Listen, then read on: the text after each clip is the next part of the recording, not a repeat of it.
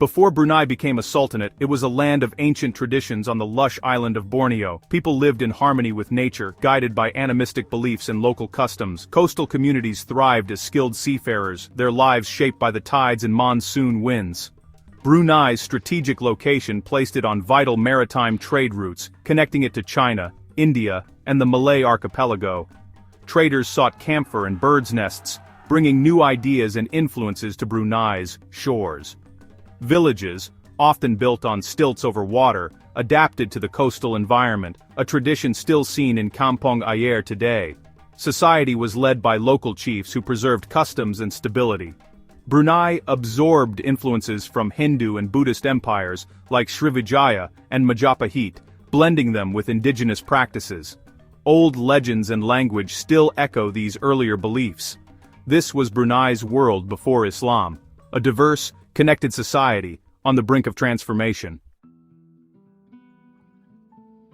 Islam's arrival in Brunei began with the sea and the bustling maritime Silk Roads. Muslim traders from Arabia, Persia, and India sailed to Southeast Asia, seeking spices and camphor, not conquest. They established trading posts, living among locals for months as they waited for the monsoon winds. These traders brought Sufi-influenced Islam, a gentle, adaptable faith that resonated with local spiritual traditions. Conversion was gradual, spread through honest trade, daily prayers, and personal relationships. Marriages between traders and locals created the first Muslim households. Traders learned local languages and respected customs, integrating into society. Islam's message took root quietly, carried by the winds of commerce and human connection. There were no campaigns, just the steady influence of example. Over time, these interactions laid the foundation for Islam's growth in Brunei. The faith spread organically, woven into daily life. Islam's journey to Brunei was peaceful, shaped by trade and trust. As Muslim traders settled along Borneo's coast, small Muslim communities began to form. These enclaves blended new Islamic practices with local traditions, creating a unique cultural mix. The call to prayer sounded for the first time, and families gathered to learn the basics of Islam. Converts didn't abandon their identity. Islam became an added layer. Personal relationships drove growth. A merchant impressed by a Muslim's ethics, a local woman marrying a trader. Early converts bridged cultures, explaining Islam in familiar terms. Coastal settlements became hubs of commerce and faith, attracting more Muslim traders. These communities grew in size and influence, becoming permanent fixtures in Brunei's landscape. They set the stage for the kingdom's transformation.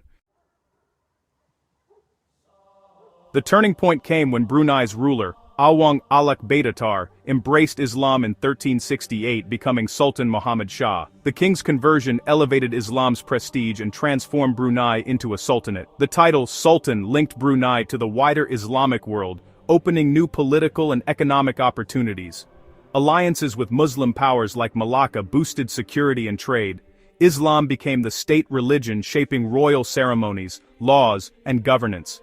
The Sultan became both political and spiritual leader responsible for guiding his people in faith. Islamic traditions spread from the court to the countryside. This royal conversion laid the foundation for one of the world's longest-lasting Muslim dynasties. Brunei's identity became inseparable from Islam. The Sultan's choice defined the nation's destiny for centuries.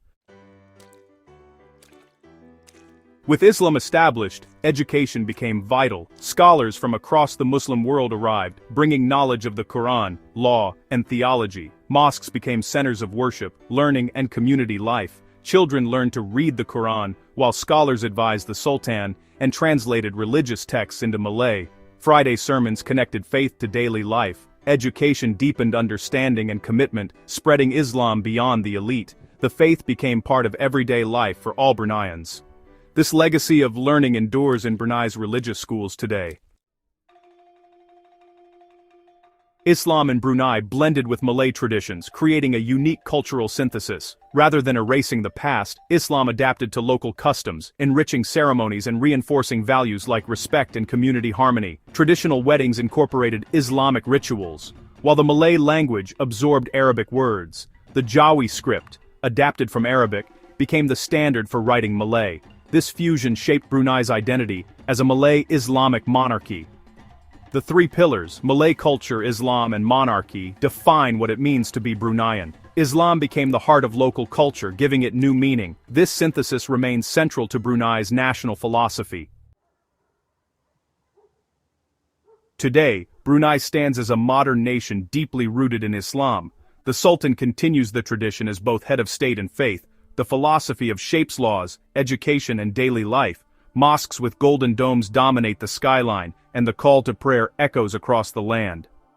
Islamic education and elements of Sharia are part of the legal system. Brunei's Islamic identity is a source of pride and unity.